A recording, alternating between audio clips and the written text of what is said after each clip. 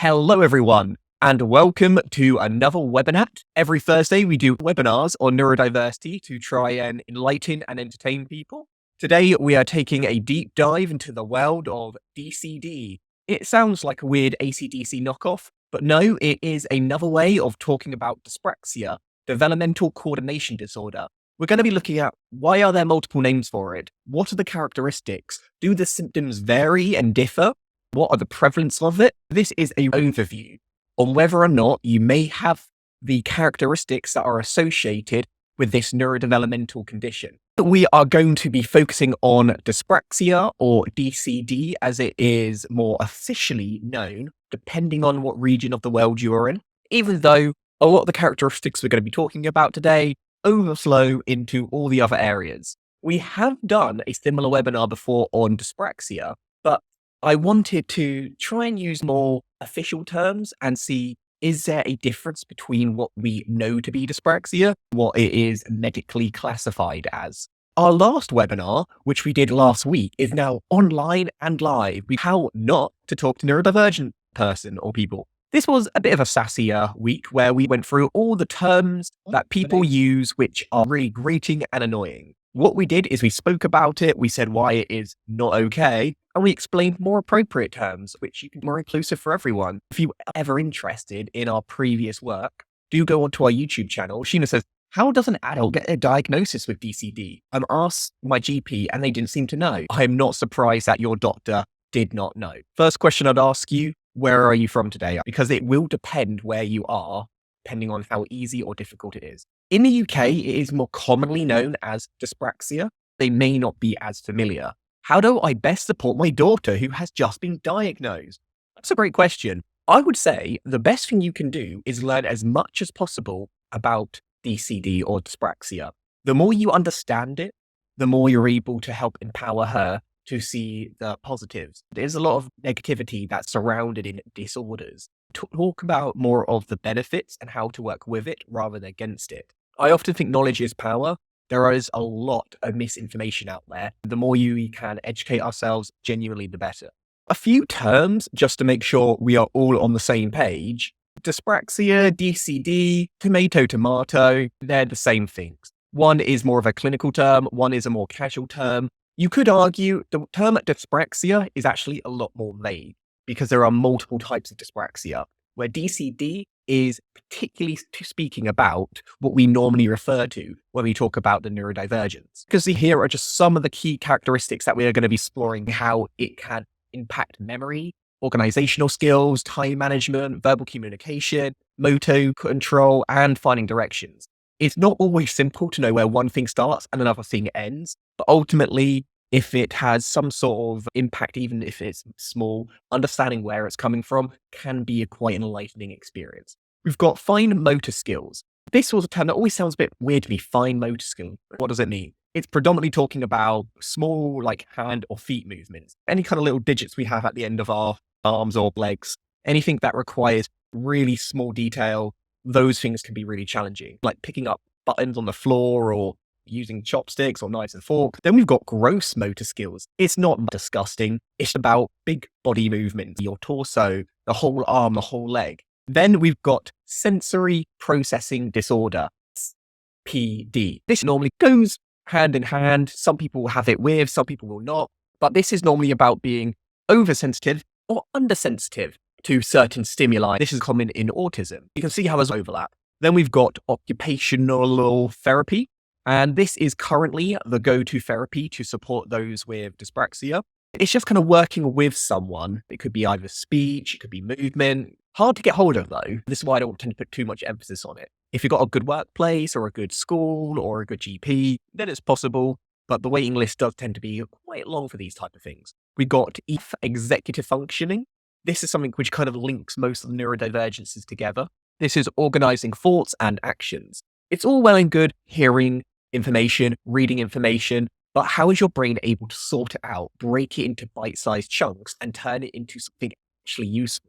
Those who have DCD or dyspraxia, it's not that you have a lesser intelligence, but it does mean that you may take a little bit longer in order to collate the information and turn it into something actually tangible. This is knowing where your body is. And when you move your arm, it's about your perception. If you're catching a ball, you need to know where your arm is, catch it. That can be a little bit askew with dyspraxia. Then you got praxis, planning and executive movements. This is why you can have dyspraxia and not have DCD. Like I said, using DCD is a much more accurate way of describing the challenges that are associated with neurodevelopmental conditions. And inhibition, this is stopping unwanted movements. All right, we're up to speed on some of the terms that may be thrown around today. We can look at exactly what is DCD or dyspraxia. Dyspraxia can be down into different categories. These aren't diagnostic labels, but still quite useful to know how different elements have different impacts. And you might have more focus on one area than another area, hence why your challenges or strengths may be very different from someone else's. Knowing where your body is makes me suspect I have it. Co-occurrence or comorbidity. Not here to diagnose today. We've got ideation, difficulties in planning a sequence of movements at the ideal level necessary to perform a specific action. Riding a bike is going to be challenging. When you have to do multiple actions all at once, you have to balance, have the arm strength. Most actions require multiple actions.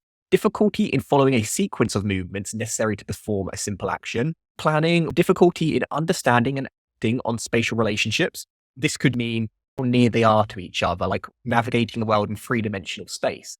It's interesting that a lot of the time, one of the strengths that people often associate with being neurodivergent is 3D thinking. You're able to see the world from multiple perspectives and look at it from other angles. However, that doesn't translate to actual spatial awareness. Yes, Emma, walking into door frames. That is a very particular example. Then we've got onom or verbal dyspraxia. And this one's quite common. We work with a lot of people who have this particular subtype. It's difficulty in coordinating movements necessary to communicate orally, creating difficulties in producing sounds. There's lots of different types of dyspraxia, and DCD is, I would say, it's a little bit of all of these, but it gives you an idea how it can affect people differently, even if you have the exact same diagnosis. Okay, we've got a lot of people who are walking into stuff. That has happened to me though. I have dyspraxia, and I was at a wedding and we were playing like rounders, and I hit the ball and I let go of the bat, and it knocked the bride's brother's nose right off. It was broken and blood everywhere, and trying to explain that to them because I already didn't particularly like the guy and it looked really intentional. Anyway, I wasn't invited to the next wedding. They've only had one so far. What is some history? Where did this term come from? Is DCD a new term? In the early 20th century, there was initial descriptions of coordinating difficulties. Demonstrates was documented, but the term was not.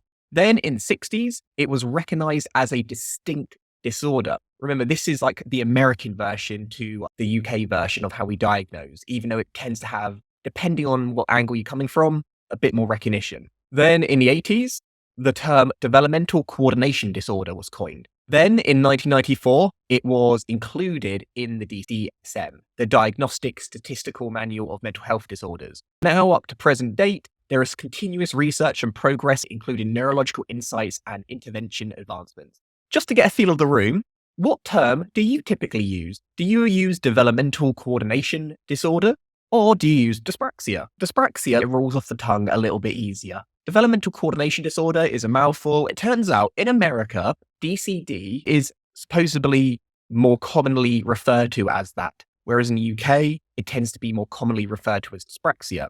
I like to think of it as like an umbrella term. We just tend to refer to the top umbrella rather than the different strands.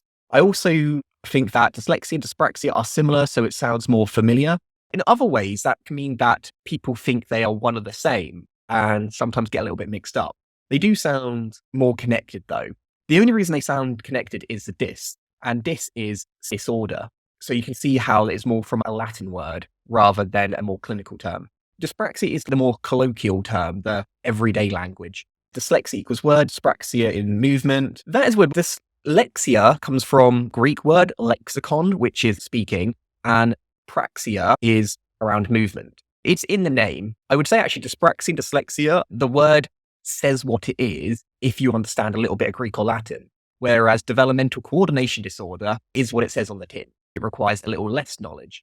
60 million people are affected with dyspraxia globally. Now, a few things I should probably mention before you run off and tell all your friends this exciting stat was taken from children diagnosed. Dyspraxia is lifelong. About 40% of those who have children struggle with some of the challenges into adulthood, but not everyone does. And that's not because it disappears, but because you get better at managing aspects of it. In order to get this stat, it was done about 5 or 6% of school-age children. Then we looked at how many school-age children there are in the world, and that's how you get to 60 million. I normally say to people it's around about 10% of adults have dyspraxia. That is a ballpark number. Marie says, what does the developmental bit mean? That's a really good question. Developmental means that it is with you your entire life, from birth to death, or even from the womb. When you are busy developing as a little embryo, growing around in your mum's tummy, it is at that point where dyspraxia forms.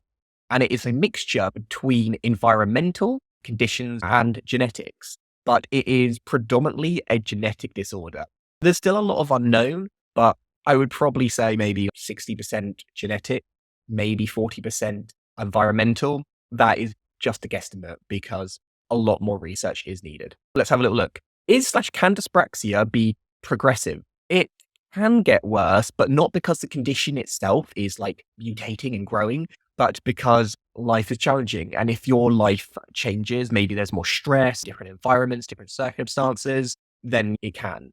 Would the percentage be relevant across all neurodivergence? The genetic side is different. Interestingly, where ADHD, you are statistically more likely to have ADHD if you're male rather than female, and the same with autism. Now, of course, there's other background to why that is, but when it comes to dyspraxia, it is about equal. There doesn't seem to be any difference between male and female. Each individual one does have its own nuances and differences. We just try to round them up to make life easier, but it doesn't mean that it affects you consistently. Can it affect posture? Absolutely, it does. Remember when we talked about fine motor coordination? Even sitting up straight affects your posture. Yes, it absolutely does.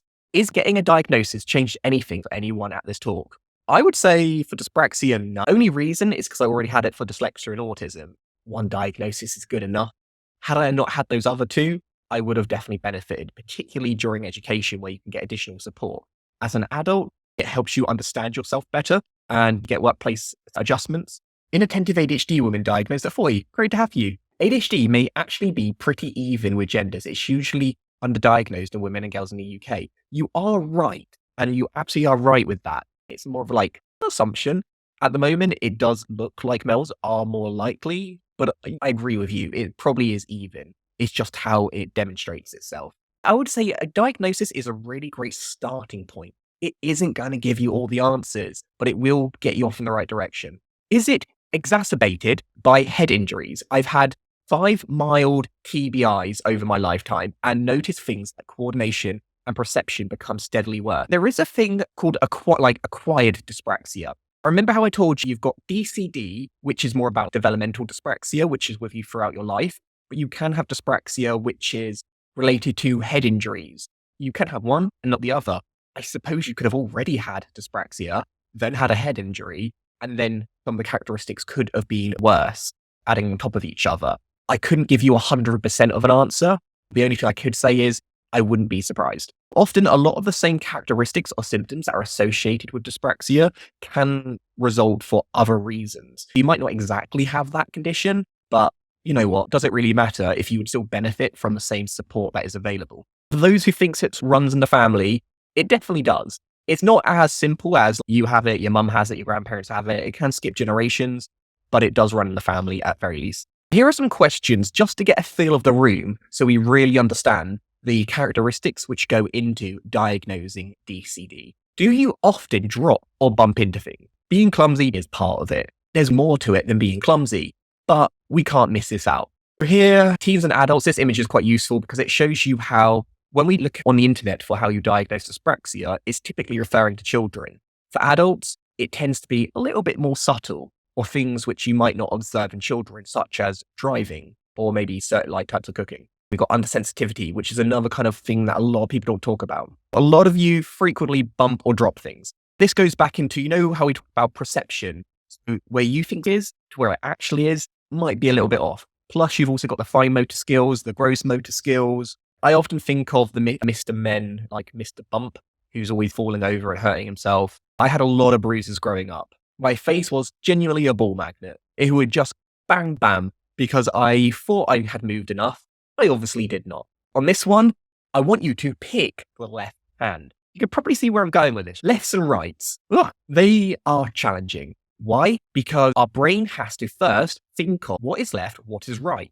Then we have to think which arm it is. It requires multiple sequences. Within those sequences, the likelihood of getting confused or mixed up goes higher. The more sequences, the more likely there will be challenges. If we are doing a one sequence, it would obviously be this hand, right? Because it's on the left, lefty-loosey on the left. If we're doing multiple sequences, we're realizing, well, actually, if we rotate it from our own perspective, this will be the left hand. So it's things like that. Depending on how many steps are involved, if the brain is given adequate time, it can normally get to the right answer. If you are answering straight away, that is when you tend to get the wrong answer. Madonna, my whole life, I've been saying I have terrible depth/spatial perception, and I've been describing dyspraxia the whole time. Dyspraxia can be quite challenging when you're younger because you struggle at sports, typically, not overly popular. You struggle at video games, not overly nerdy. Where do you sit? As it can be very difficult to find your people. Have you ever done the assessment? That's a good point. Do go on our website and we have characteristic quizzes which give you an idea. Essentially doing what we're doing today, but independently. Speaking of sports, what is your favorite sports from top to bottom? Now, this is what you prefer doing, not what you prefer watching. You just move them around, whatever you find the most enjoyable at the top, whatever you find least enjoyable at the bottom. And while you're doing that, let me quickly look at this question. Is left and right confusing only related to dyspraxia or any other neurodivergence? I would say it is related to others, but the reason why it's related is different. People get dyslexia and dyspraxia mixed up because the output looks similar, but the reason that output came to begin with, that is where there's discrepancy. Mostly dyspraxia. It shouldn't impact the others as much, or if it does, it will typically be for a different reason. I am not surprised that most of you said running. When you are doing team sports, the number of sequences that your brain has to process in order to play the game effectively becomes more and more, equaling more challenges. I think of it like a flow chart. When you have less things, the brain is able to process it more easily. Don't get me wrong, running is still challenging. There's a lot of things you've got to take into consideration, but things like basketball, tennis, and football, even more. And if you tend to not be great at something early on, you tend to avoid it and not develop your skills in it. Am I saying you are destined to be terrible at it? Absolutely not. It does mean that you may need more practice, more determination, more perseverance in order to develop the foundation. There are countless examples of people who have dyspraxia who are amazing at sports, but it does mean that the initial hurdle to get there may be a bit more than those who does not. How do you feel about different levels of physical touch? This one links a little bit more into autism, also a characteristic of dyspraxia.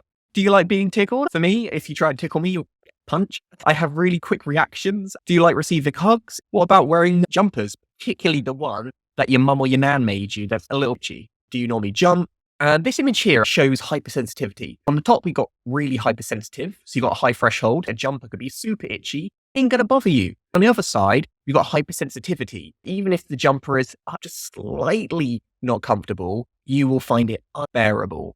And people with dyspraxia typically are more sensitive to everything. If someone tickles you, you might really react. If someone hugs you, you might feel a bit uneasy about it and struggle with the pressure. I would always hug my nan and she'd be like, "You're getting too strong," because I'd crush her by accident. I like wearing jumpers. My mum loves knitting and I couldn't wear her jumpers. This is lovely. I'd take a quick picture in it and then we'll never wear it again. I'm sorry. But these things really annoy me. Even if there's a label at the back there, I'd have to get them all cut out. And if you try and make me jump, most people would be, but I'd be jumping out of my skin because I'm just not expecting any sort of sensations. Oh, April says, I usually like hugs if my family members give them to me. I also let others hug me if they ask. And I think a lot of the time it's about expectations. It's about what you expect to happen. Chris has failed my driving test 3 times in 3 different countries. What? 3 different countries?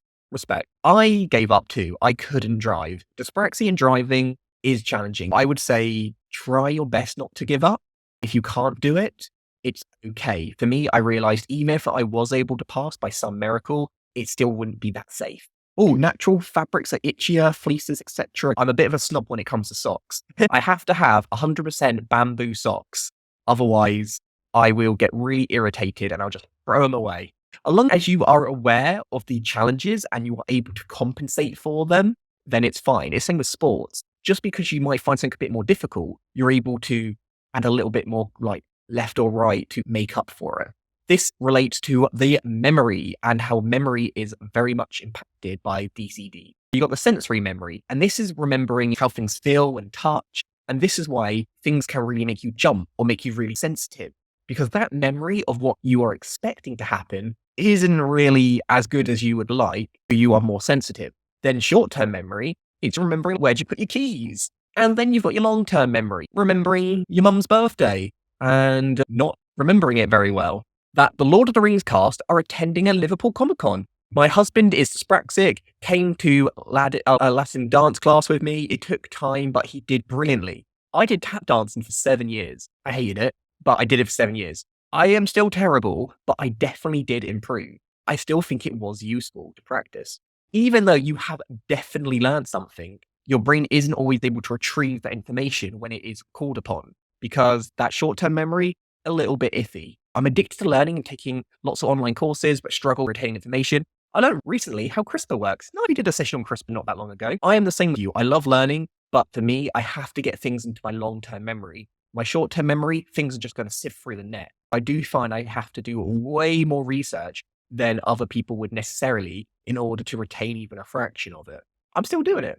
What term describes something that is a single organism or characteristic of one individual? What's this? Think of this kind of like a crossword. This is describing something. You probably already know it, but because it is worded in a way which may seem a little bit clunky, your brain may find it challenging. The correct answer is individual. That might have been difficult for some of you, even though if I had worded it in a different way, you would have been able to get it really easy. And again, goes back to sequencing. Moving nicely on, handwriting. How's your handwriting? Is it illegible? Is it average? Is it really neat? People with dyspraxia can often struggle with handwriting. Not always, but often.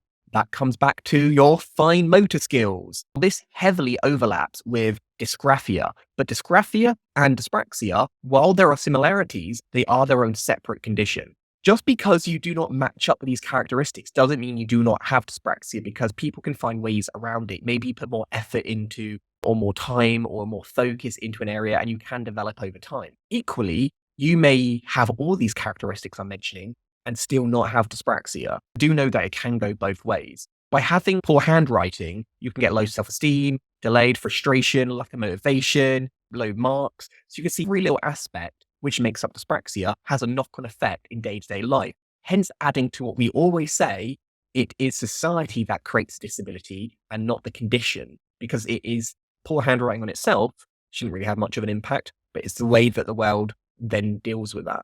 The most easy, logical way of wording a question will allow someone to retrieve that information as quick as possible. Meeting someone in a new place, do you typically have trouble locating? Do you find it, but later? Are you typically 10 minutes late? Are you on time? Or do you arrive 10 minutes or more early? This, I think you'll find, is a really great example of the difference between children and adults. Children may struggle finding a place and turn up late because they haven't foreseen challenges, whereas adults plan for that in advance. So I am likely to be late. I will get a much earlier train or bus. This is about how dyspraxia doesn't go away throughout your life, but you do find your own mechanisms and solutions. You're normally way early because you know you'll struggle. This is exactly what I'm on about.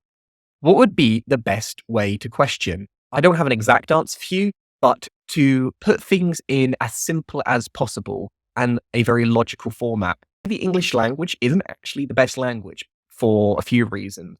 In other languages, you'd be like, Dave, what are you doing? The reason is because you get the most important information first. Who is that person talking to? But in English language, you tend to have to listen to everything before actually knowing who is asking the question at you before you're able to respond. You may not be putting as much mental energy into absorbing the question if you're not certain it is addressed at you.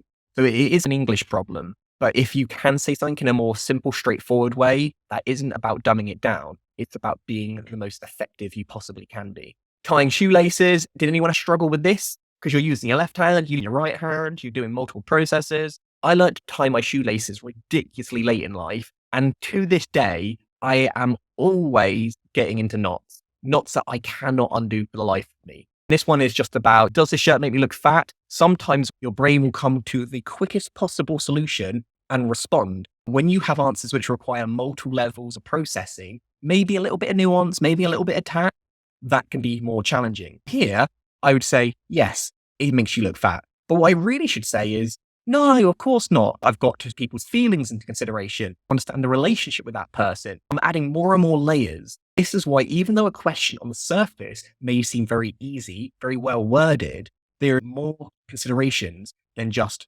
yes or no. Do people with dyspraxia struggle to think about more than one thing at a time? Absolutely. Comes back to sequencing. More than one thing is challenging. This is why it's best to give one question or answer or statement, then another, rather than all in one go. I don't know how to answer this question in case I unintentionally hurt the person's feelings. You'll find that people with dyspraxia are either a little bit in your face or very introverted, because either they do not think what they're going to say, or they spend a long time thinking about it and may not answer because the conversation has already moved on. We also got communication styles. This goes back to being introverted or extroverted. A lot of people with dyspraxia tend to be the relator. They are more active listeners. They are more warm and approachable, often more empathetic. They are reluctant to express themselves and less assertive. This because people want you to be quick and snappy, very good at jokes. These are characteristics which may not come that easy. The relator is more closely aligned to dyspraxia. That doesn't mean that you cannot be any of the others, but this is what we commonly see. Then we've got phobias. Can anything else be related to dyspraxia? Dyspraxia does have a connection to phobias.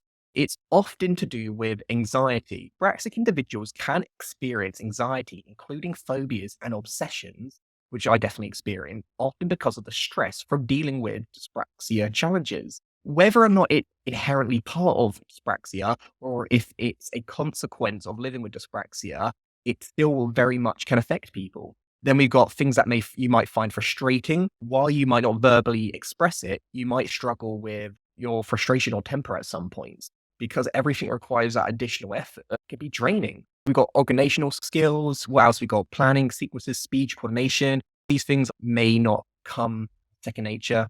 Rank these on a scale of 10. The whole riding the bike is a bit overused when it comes to talking about dyspraxia, but it is true. This is the part of the brain predominantly affected with motor coordination, gross motor skills, part of the praxia strip. Dyspraxia is typically affected in this area, but DCD is only one part of that, rather than all of it.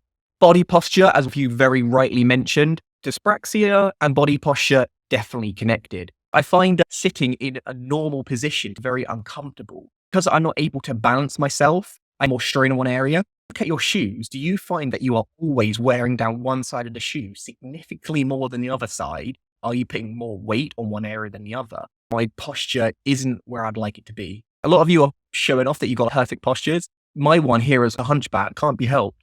It is definitely part of it. Back conditions, backaches, there is a connection. Where insoles can help as well. I wore a lot of them when I was younger. It's expensive having to replace the soles often because I'm always wearing one side down more than the other. And if you continue to walk in shoes where the soles are unevenly worn down, it can make it even worse because your body is adjusting to the uneven position and you are building up that long-term memory in a crooked position. When you get shoes that are not worn away, your body may not adjust as quickly as you would like. What are some strengths? Because it's not all doom and gloom. There are lots of benefits to having dyspraxia. First of all, creativity, being able to find solutions to problems. Then you've got resilience, being able to persevere despite difficulties, being more empathetic because you tend to use your ears more than your mouth and be better at listening. Determination, never giving up. A lot of you mentioned how you've done your driving test multiple times and still were able to pass. Adaptability, knowing that if something isn't working the way you'd imagine, being able to think on your feet and find alternative ways and other strategies. And perseverance. I feel like a lot of them are quite similar. Are they naturally part of dyspraxia or are they a consequence of living with it? Maybe the latter, but they still come along with it. And organizations often want to see these skills. Rather than always talking about the things that you find challenging, it's also equally as useful to know the things which make you different and stand out from the crowd in a very positive way. The last true or false before we wrap up today. Does DCD affect motor coordination skills? Is it typically diagnosed in adulthood? Is it more common in females? And There's no cure for DCD. Which one is true? Oh my God, 100%. My job is done. I can go today feeling like I achieved. Yes, it affects motor coordination. It is not typically diagnosed in adulthood. It's pretty average on terms of both sides. There isn't a cure because it's part of who you are. It's lifelong. It's neurodevelopmental. Today, we have learned that dyspraxia, DCD, same thing. They are both a coordination disorder. We know that the challenges affect you daily, as well as the strengths, cornerstones of it.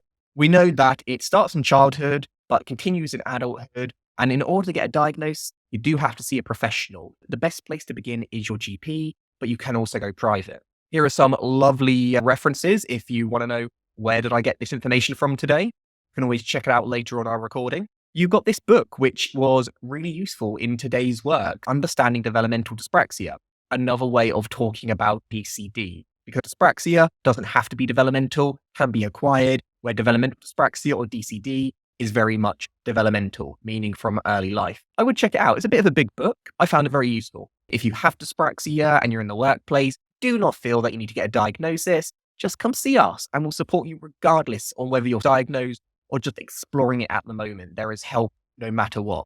This is a UK thing if you want to get free support.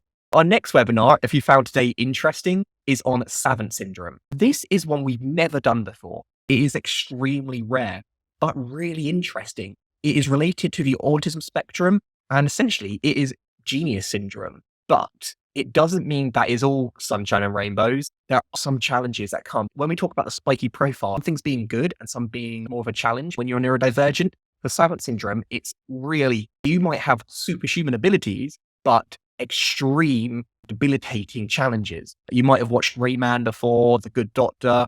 These are all individuals who savants. And you can subscribe to our YouTube channel. We have a dyspraxia Facebook group if any of you want to hang out with other individuals who have dyspraxia and you can coordinate with. I'll put that in the chat as well. If after all of that, you still want to talk to us, our web address is exceptionalindividuals.com and you can drop us an email, admin@exceptionalindividuals.com. I really hope you found today interesting and useful and was able to clear up some misconceptions. Wherever you are on your journey, I really hope that you get the support you need. Remember that the strengths are also very much a key factor of dyspraxia. Have a great rest of your Thursday and catch you at the next one. Like that.